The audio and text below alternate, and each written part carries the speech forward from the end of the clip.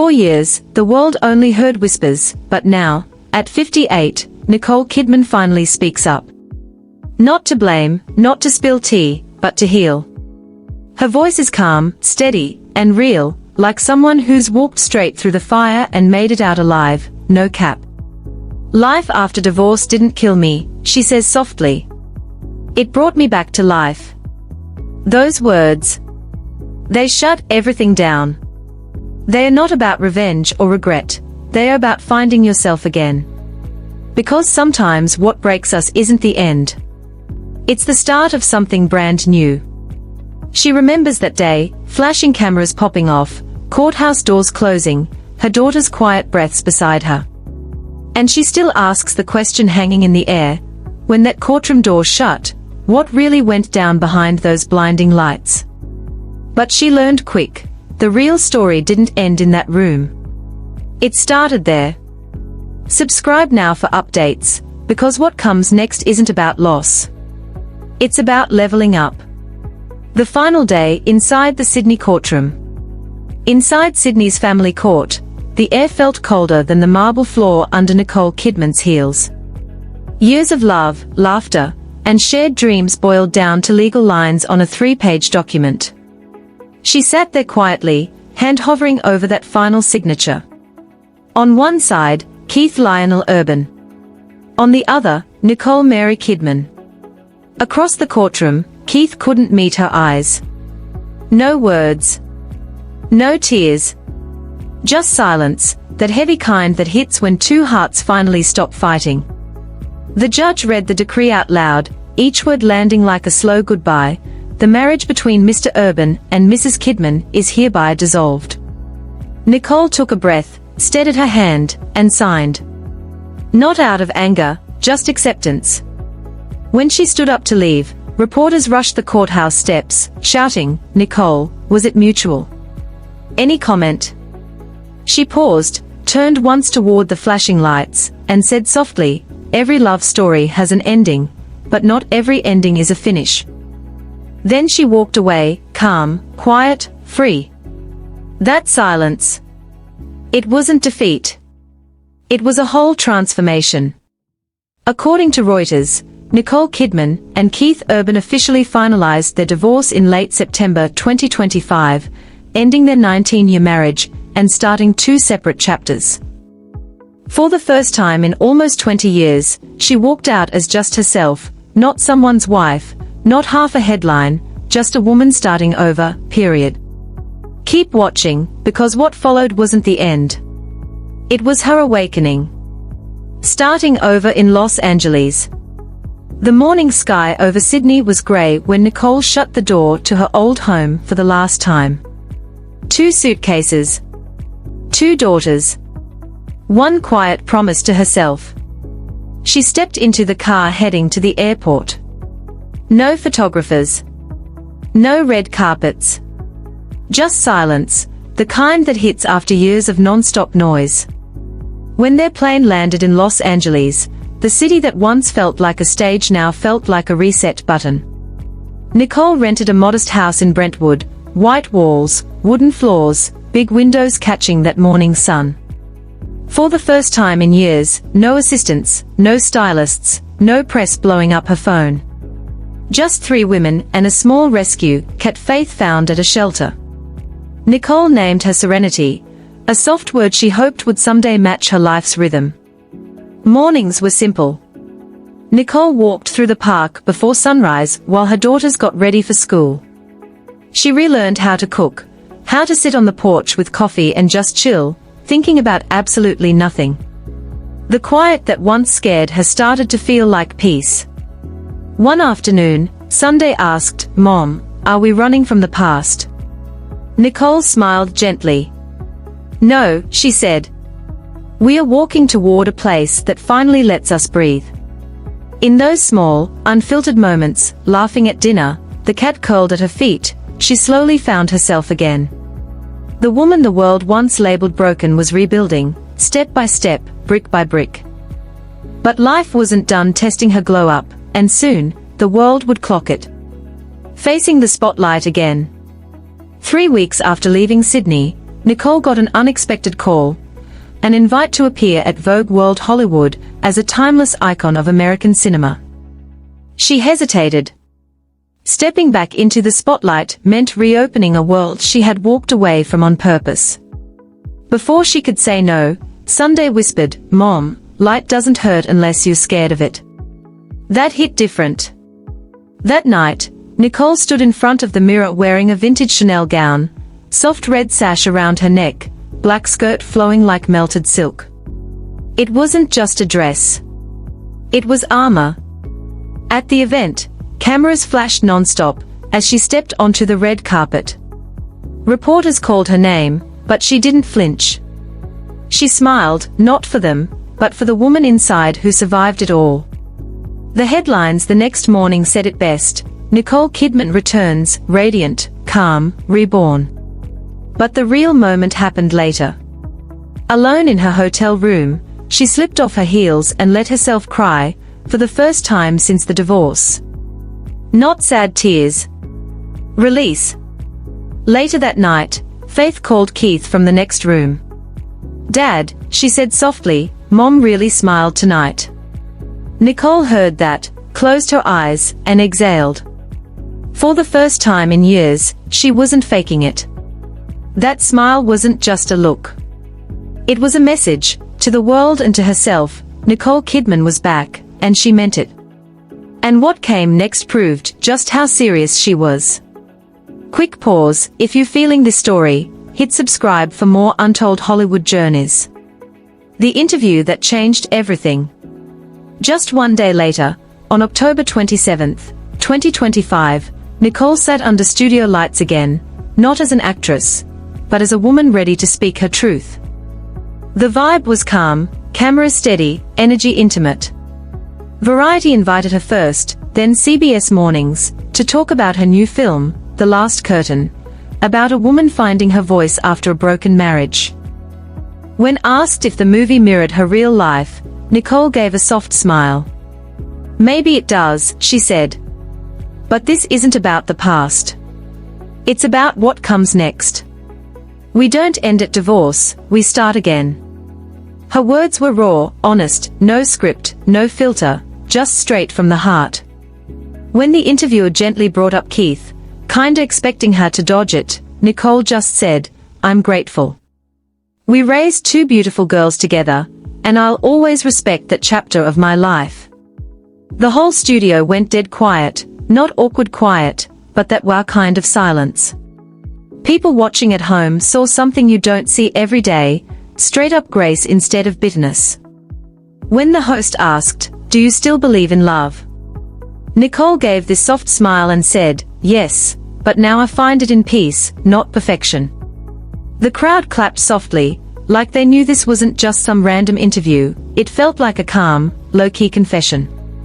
The woman once known for Hollywood glam had turned into something way more powerful, human.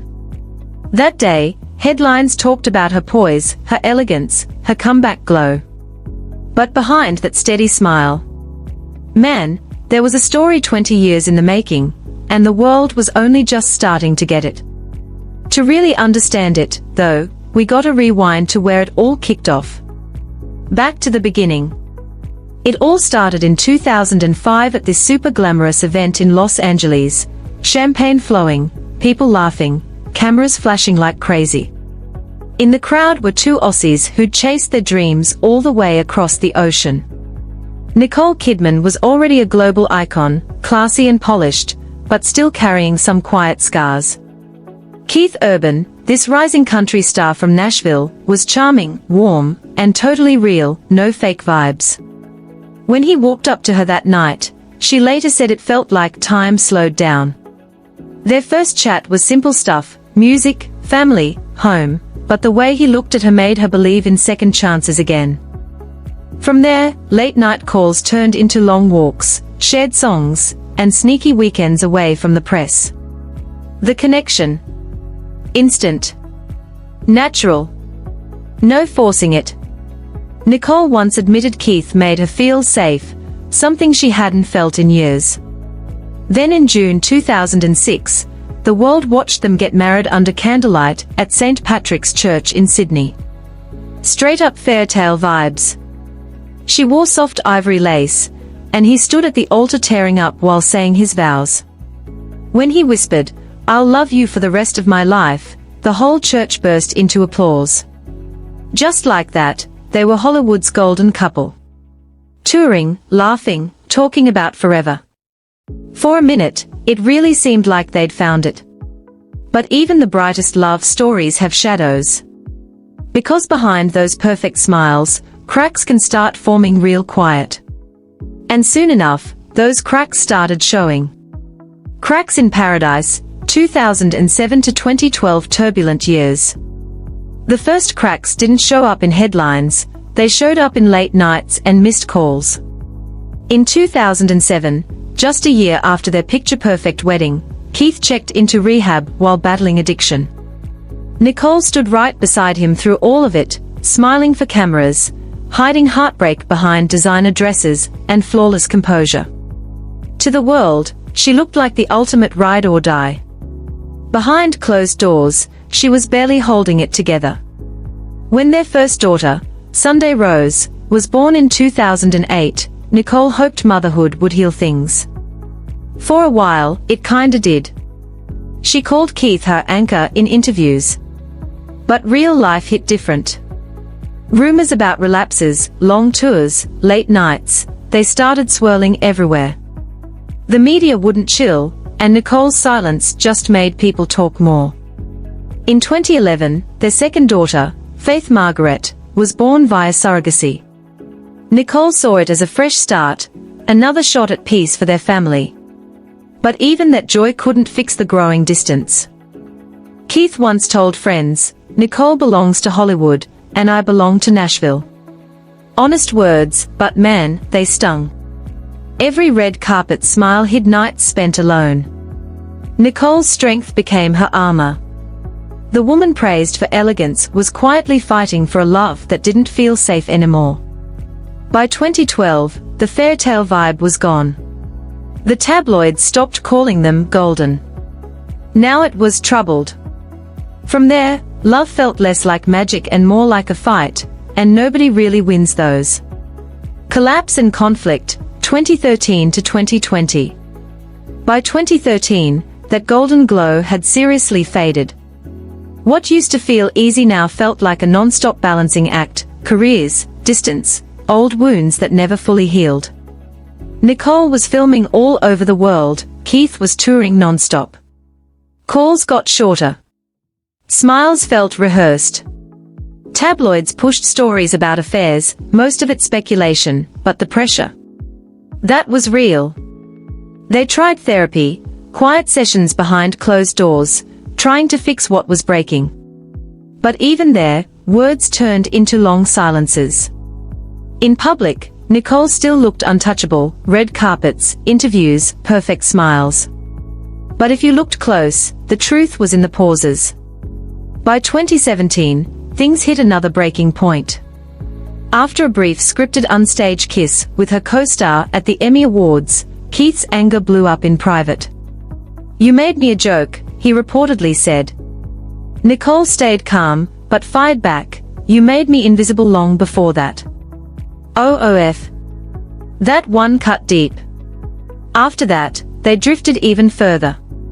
Same house, different worlds. Polite distance. Forced laughs for their daughters.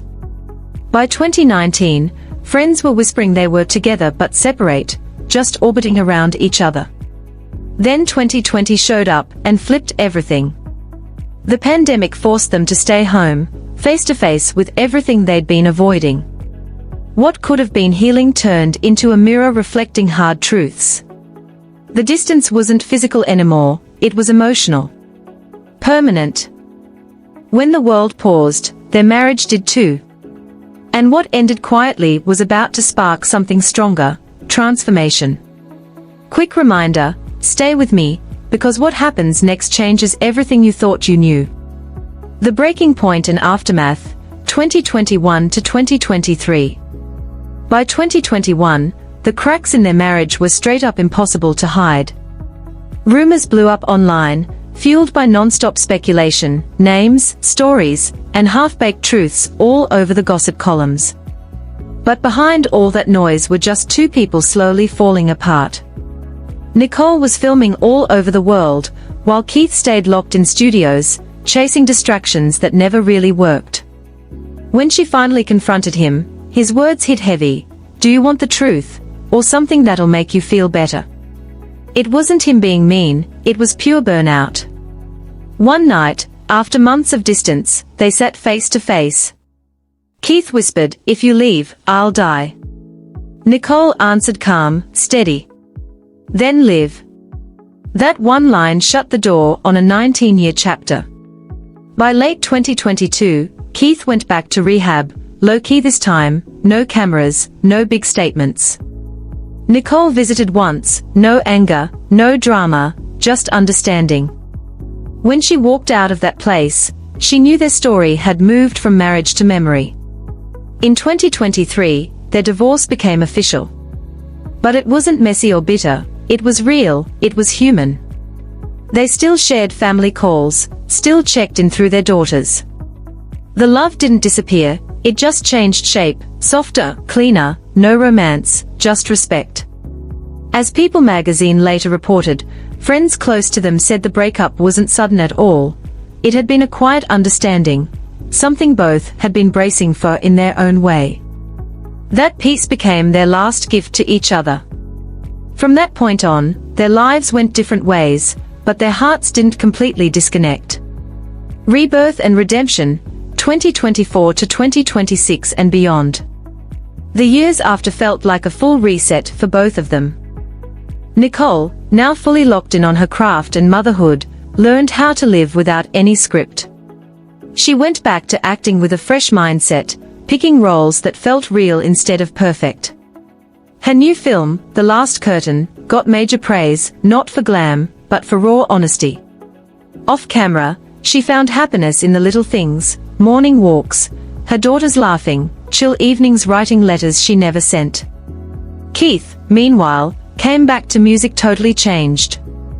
In late 2025, he started recording a song called Back to You, a simple acoustic track about letting go, but still loving from a distance. When he performed it at the Grammy Awards in 2026, his voice carried a calm the crowd could literally feel.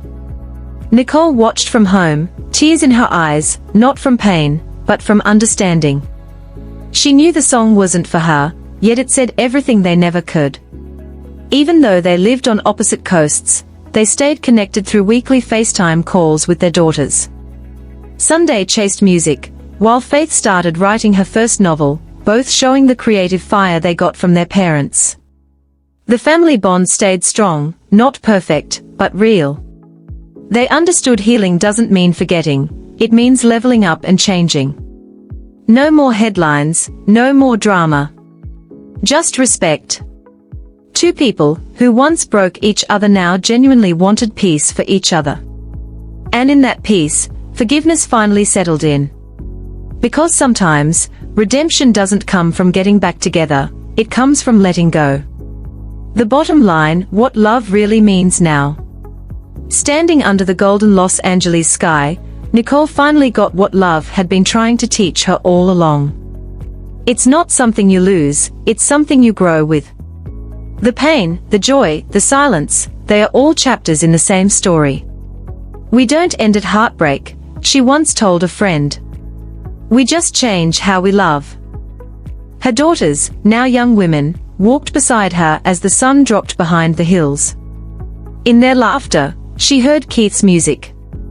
In their dreams, she saw her own strength coming back to her. Everything that once felt shattered now had a new shape, not perfect, but whole. She paused, feeling the warmth of the light on her face. 4 years, that brightness scared her, like it exposed too much. Now she saw it for what it really was, freedom. As the world kept moving, Nicole's story stayed a quiet reminder that endings aren't really endings. They are just transformations in disguise. She looked ahead, smiled softly, and whispered, "Sometimes the most beautiful endings are the ones you walk through alone." If you've ever rebuilt yourself after heartbreak, let this remind you, healing isn't about the past. It's about the light you choose to walk toward next.